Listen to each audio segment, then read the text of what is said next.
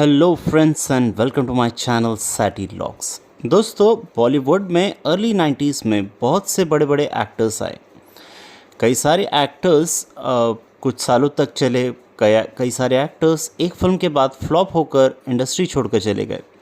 बहुत ही कम ऐसे एक्टर्स हैं जो पिछले 3 साल से इस इंडस्ट्री पे रूल कर रहे हों। और आज हम बात कर रहे हैं ऐसे ही दो एक्टर्स की जिन्होंने हमेशा से ही अर्ली 90s से बड़े बड़े एक्टर्स टॉप 3 खान्स को हमेशा से ही टक्कर दी है।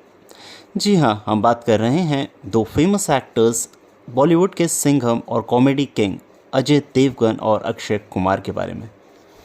ऐसा तो नहीं है कि अजय देवगन और Akshay Kumar best buddies of Bollywood हों, लेकिन ये एक दूसरे के साथ काफ़ी अच्छा कॉर्डियल रिलेशन शेयर करते हैं। लगभग इन दोनों ने एक साथ अपने करियर की शुरुआत करी थी और दोनों ही एक्शन मूवीज़ ज़्यादा करते थे। क्योंकि ये दोनों ही एक्टर शुरुआत से अपने स्टंट्स खुद करते हैं, तो इन्होंने एज एन एक्शन हीरो ही स्टार्ट किया। तो इसीलिए ये दोनों सिमिलर काइंड ऑफ मूवीज़ भी करते थे और शुरुआत से ही साथ में इन्होंने 2-3 फिल्में करी। ऐसा नहीं है कि पिछले 30 सालों में इनका करियर केवल बढ़ता ही चला गया और बेड्स ऑफ रोसेस रहा। इनफैक्ट इन्होंने काफ़ी ज़्यादा क्रिटिसिज्म झेला अपने अर्ली करियर में। जहां अजय देवगन जब बॉलीवुड में आए तो उनके बारे में कई लोगों ने कहा कि ऐसी शक्ल वाला हीरो कैसे बनेगा। उन्हें कभी भी किसी ने हीरो मटेरियल समझा ही नहीं। इनफैक्ट वो कभी हीरो बनना भी नहीं चाहते थे, वो हमेशा से ही फिल्म के डायरेक्टर बनना चाहते थे। बट अपने पिता वीरू देवगन के कहने पर उन्होंने फिल्मों में एक्टिंग शुरू करी। वहीं दूसरी ओर जब अक्षय कुमार ने करियर स्टार्ट किया तो उनके बारे में कहा जाता था कि वो एक सी ग्रेड एक्टर हैं। असल में अक्षय कुमार ने शुरुआती दिनों में काफ़ी लो बजट मूवीज़ करी थी। इसके अलावा उन्हें एक्टिंग की ज़्यादा नॉलेज नहीं थी। उन्हें ज़्यादातर एक्शन सीन्स के लिए ही मूवी में रखा जाता था। इनफैक्ट उनके बारे में ये कहा जाता था कि अगर एक्शन सीन्स करवाने हैं तो अक्षय कुमार को बुला लो, लेकिन अगर एक्टिंग करवानी है तो या तो उन्हें फिल्म में लो या फिल्म सेट के किसी फर्नीचर को वहाँ पर खड़ा कर दो, बात एक ही है। इतना ज़्यादा हैवी क्रिटिसिज्म झेलने के बाद भी इन दोनों एक्टर्स ने कभी हिम्मत नहीं हारी और अपने हार्ड वर्क और अपनी डेडिकेशन के ज़रिए अपनी बॉलीवुड में एक अलग पहचान बनाई। और कई सारे उतार और चढ़ाव देखने के बाद आज अजय देवगन और अक्षय कुमार का नाम बॉलीवुड के टॉप एक्टर्स में शुमार हो गया है। इनकी सफलता का डंका तो यूं ही साल दर साल चलता रहा, लेकिन पोस्ट कोविड अचानक से ऐसा हुआ कि अजय देवगन तो अभी भी अपने करियर में स्टेबल रहे। इनफैक्ट हर साल वे आज भी एक बड़ी हिट फिल्म देते हैं। लेकिन वहीं दूसरी ओर अक्षय कुमार ने बीते हुए 4 सालों में केवल 2 ही हिट फिल्में दी, जिसमें से एक सूर्यवंशी में तो खुद अजय देवगन का कैमियो था।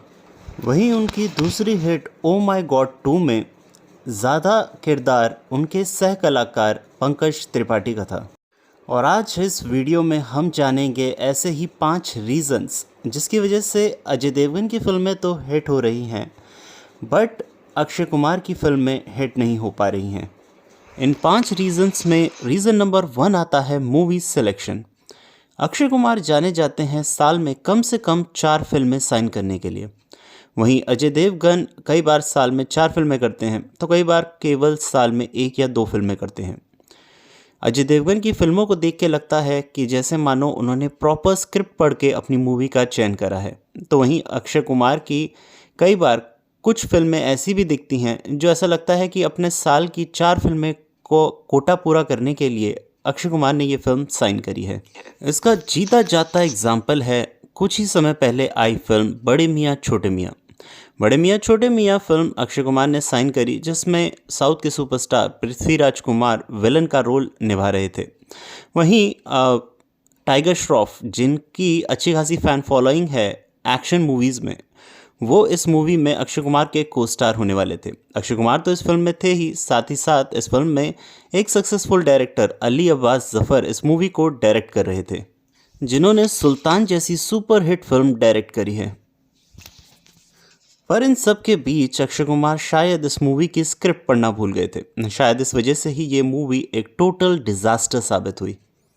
वहीं दूसरी ओर अजय देवगन की फ्लॉप फिल्मों की भी तारीफ करते लोग नज़र आते हैं, क्योंकि उन मूवीज़ की स्क्रिप्ट अच्छी होती है। जैसे कि मैदान is the biggest example of that जहाँ पर मूवी की स्क्रिप्ट अच्छी थी, मूवी लोगों को पसंद भी आई, बट अनफॉर्चुनेटली मूवी नहीं चली। प्री कोविड में देखा जाता था कि एक एवरेज ह्यूमन बीइंग ज़्यादातर अपना वीकेंड स्पेंड करता था अपनी फैमिली और फ्रेंड्स के साथ सिनेमा हॉल में मूवीज़ देखकर। तो वहीं पोस्ट कोविड देखा गया है कि ऑडियंस काफ़ी ज़्यादा चूजी हो चुकी है। अब वे ज़्यादातर फिल्में ओटीटी प्लेटफॉर्म पर देखती हैं, और कुछ मूवीज़ जिसके पिक्चराइजेशन देख के ऐसा लगे कि ये मूवी हॉल में देखने वाली होगी, केवल उसी तरह की फिल्में ऑडियंस सिनेमा हॉल में देखती है। अभी बीते हुए 2-3 सालों में अजय देवगन ने 2 फिल्में डायरेक्ट करी हैं, रनवे और भोला, और ये उस तरह की मूवी थी जिसके ट्रेलर देखकर ही हम लोगों को समझ आ गया था कि ऐसी मूवी ऑडियंस ज़्यादातर सिनेमा हॉल में देखना पसंद करेगी।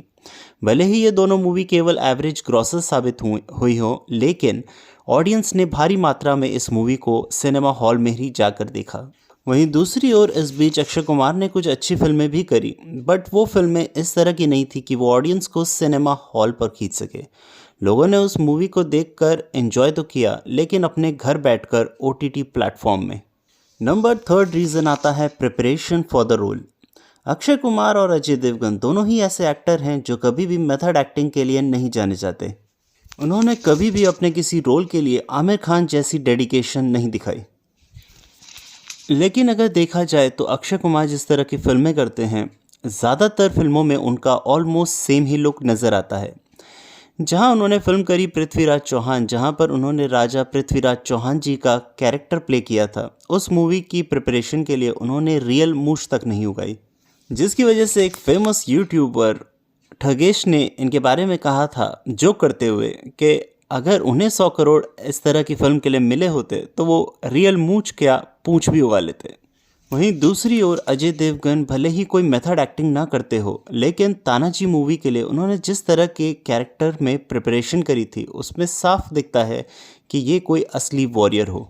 Number 4 remakes of movies. एक ज़माना हुआ करता था जहां साउथ इंडियन मूवीज़ की रीमेक्स बनती थी बॉलीवुड में, और वो सुपर हिट भी होती थी। बट अब ज़माना थोड़ा बदल गया है। अब ज़्यादातर लोग साउथ इंडियन मूवीज़ की तरफ इतने खिंच चुके हैं कि वे पहले से ही ओरिजिनल मूवी देख लेते हैं, और इस वजह से वे रीमेक मूवीज़ को रिजेक्ट कर देते हैं। बीते कुछ सालों में अक्षय कुमार ने बहुत सी फिल्मों का रीमेक किया, बट एक के बाद एक सारी फिल्में फ्लॉप होती नजर आई। इनफैक्ट अभी रिसेंटली आई उनकी फिल्म सरफिराम में तो ये भी कहा गया कि वो उनके करियर की one of the finest performances है। लेकिन जिस फिल्म के ओरिजिनल वर्जन में सूर्या जैसे एक्टर मौजूद हों, जो हाल ही में कुछ साल पहले आई हो और हिंदी में भी डब्ड हो रखी हो उड़ान नाम से, तो उस फिल्म को हॉल में जाकर देखना कौन पसंद करेगा, और ऐसा ही हुआ। इस मूवी के रीमेक को ऑडियंस ने रिजेक्ट किया और सिनेमा हॉल में जाकर नहीं देखा। वहीं दूसरी ओर अजय देवगन इकलौते ऐसे एक्टर रहे जिनकी रीमेक फिल्में भी हिट हो रही है। जहां पर दृश्यम 2 जैसी मूवी, जो कि एक पावरफुल फ्रेंचाइजी है, इस मूवी के ओरिजिनल वर्जन का हिंदी डब कभी हुआ ही नहीं, जिस वजह से ऑडियंस के अंदर एक क्यूरियोसिटी रही इस मूवी को देखने की। अजय देवगन की दूसरी रीमेक मूवी भोला, जो कि रीमेक थी साउथ इंडियन फिल्म कैथी से। कैथी मूवी जो कि हिंदी में भी अवेलेबल है यूट्यूब में, बावजूद इसके ऑडियंस ने भोला मूवी को सिनेमा हॉल में देखना पसंद किया। वो इस वजह से क्योंकि अजय देवगन ने इस फिल्म के रीमेक राइट्स तो खरीदे, लेकिन इस मूवी को सीन टू सीन कॉपी नहीं किया। उन्होंने इस मूवी की 50 to 60% वर्जन बिल्कुल ही डिफरेंट रखा कैथी मूवी से, जिस वजह से काफ़ी ऑडियंस ने इस मूवी को पसंद भी किया। इस बीच अजय देवगन ने एक और शानदार मूवी का रीमेक किया, जिस मूवी का नाम था शैतान, और ये एक ब्लॉकबस्टर साबित हुई। इस फिल्म की खास बात ये रही कि जब इसके राइट्स अजय देवगन ने खरीदे तो ये एक गुजराती ओरिजिनल फिल्म थी, और इस फिल्म को सारे प्लेटफॉर्म से डिलीट कर दिया गया। इवन इस मूवी का ओरिजिनल ट्रेलर तक किसी के पास मौजूद नहीं है, जिस वजह से ये शैतान मूवी एक रीमेक मूवी तो ज़रूर रही, लेकिन इसकी ओरिजिनल मूवी मैक्सिमम ऑडियंस ने कभी देखी ही नहीं, जिस वजह से शैतान मूवी के बिज़नेस पर बिल्कुल भी इफेक्ट नहीं पड़ा, और रीमेक होने के बावजूद भी लोगों ने इस मूवी को काफ़ी ज़्यादा सराहा, और ये मूवी एक सुपर हिट साबित हुई। रीज़न नंबर 5 आता है फीस पर मूवी। अक्षय कुमार एक हाईएस्ट पेड एक्टर हैं बॉलीवुड के। वे काफ़ी ज़्यादा फीस चार्ज करते हैं अपनी एक मूवी के लिए। जहां रक्षाबंधन मूवी के लिए उन्होंने 110 करोड़ रुपए चार्ज करे, तो वहीं उनकी दूसरी फिल्म खेल खेल में के लिए उन्होंने 60 करोड़ रुपए चार्ज करे। ये दोनों ही फिल्में काफ़ी अच्छी थी, लेकिन अफसोस कि इस फिल्म का ज़्यादातर कलेक्शन तो अक्षय कुमार की फ़ीस चुकाने में लग गया।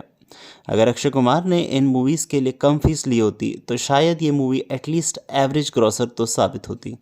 वहीं दूसरी ओर अजय देवगन की फ़ीस फ्लक्चुएट करती है। उन्होंने औरों में कहाँ दम था जैसी लो बजट मूवी के लिए केवल 25 करोड़ रुपए चार्ज करे, तो वहीं सिंघम जैसी मूवी जो कि एक बहुत बड़ी ब्रांड फ्रेंचाइजी है, उसके लिए उन्होंने केवल 35 करोड़ रुपए चार्ज करे, जिस वजह से इस मूवी के कलेक्शन में अजय देवगन की फ़ीस कोई भी बर्डन नहीं बनी। तो ये थे दोस्तों ऐसे 5 रीज़न्स जिस वजह से अजय देवगन की फिल्में तो हो रही है हिट, लेकिन अक्षय कुमार की फिल्में हो रही हैं फ्लॉप। पर इसका मतलब ये नहीं है कि अक्षय कुमार कभी भी कमबैक नहीं करेंगे। अक्षय कुमार ने ऐसे अपने करियर में 2 बार लो फेसेस देखे हैं, जहां पहली बार उन्होंने कॉमेडी फिल्म से कमबैक किया, तो दूसरी बार उन्होंने सोशल ड्रामा और पैट्रियोटिक मूवीज से भी कमबैक किया। अक्षय कुमार की आज भी काफ़ी अच्छी शानदार फ़ैन फॉलोइंग है और कॉमिक टाइमिंग में तो वो अजय देवगन से भी ज़्यादा बेहतर है। और अभी आने वाले समय में अजय देवगन डायरेक्ट करने वाले हैं अक्षय कुमार को एक फिल्म में, तो ये देखना बिल्कुल ही दिलचस्प होगा। और उम्मीद है आपको ये वीडियो पसंद आया होगा। अगर पसंद आया हो तो इस वीडियो को लाइक करें और मेरे चैनल को सब्सक्राइब